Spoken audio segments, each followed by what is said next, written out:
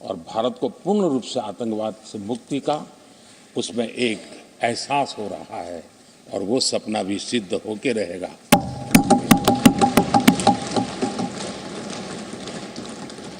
हम 75 साल तक अंग्रेजों की दी हुई दंड संहिता में जीते रहे। हम गर्व से कहेंगे, देश को, नई पीढ़ी को कहेंगे, आप अपने पोते पोती को कह सकेंगे गर्व से कि देश 75 साल भले दंड संहिता में जिया, लेकिन अब आने वाली पीढ़ी न्याय संहिता में जिएगी। और यही सच्चा लोकतंत्र है। आदरणीय अध्यक्ष जी, मैं आपका एक बात के लिए और अभिनंदन करना चाहूंगा कि नया सदन, इसकी भव्यता वगैरह तो है ही, लेकिन उसका प्रारंभ एक ऐसे काम से हुआ है जो भारत की मूलभूत मान्यताओं को बल देता है, और वो नारी शक्ति वंदन अधिनियम। जब भी इस नए सदन की चर्चा होगी तो नारी शक्ति वंदन अधिनियम, इसका जिक्र होकर के, यानी एक, और भले ही वो छोटा सत्र था लेकिन दूरगामी निर्णय करने वाला सत्र था।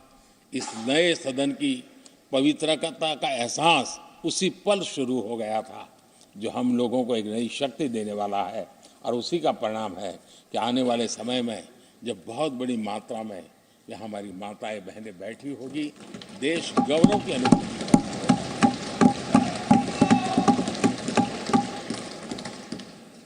3 तलाक, कितने उतार चढ़ाव से हमारी मुस्लिम बहनें इंतजार कर रही थी।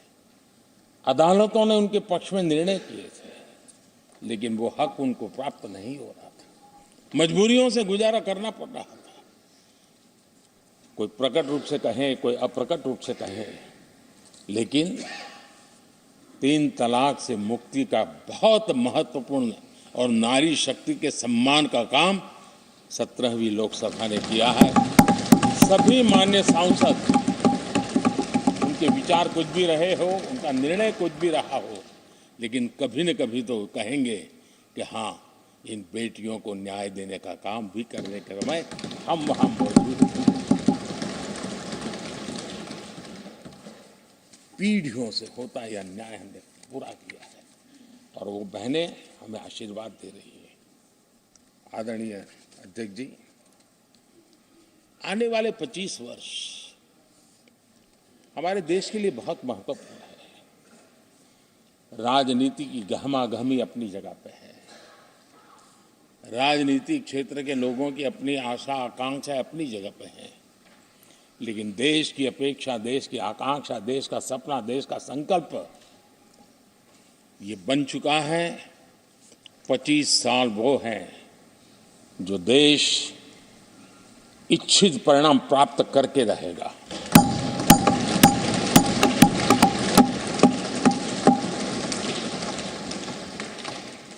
(1930) में जब महात्मा गांधी जी ने दांडी की यात्रा की थी, नमक का सत्याग्रह था, घोषणा होने के पहले लोगों को सामर्थ्य नजर नहीं आया था।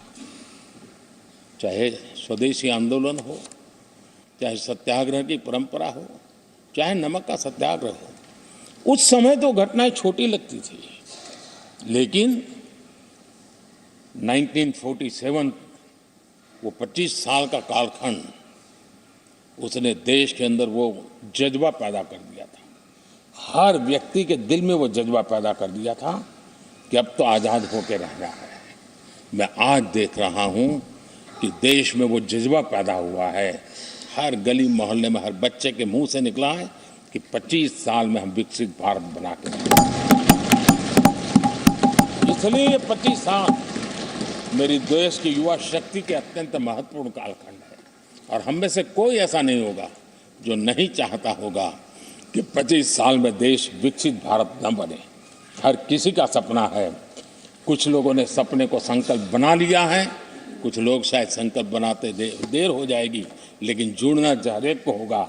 और जो जुड़ भी नहीं पाएंगे और जीवित होंगे तो फल तो जरूर खाएंगे, ये मेरा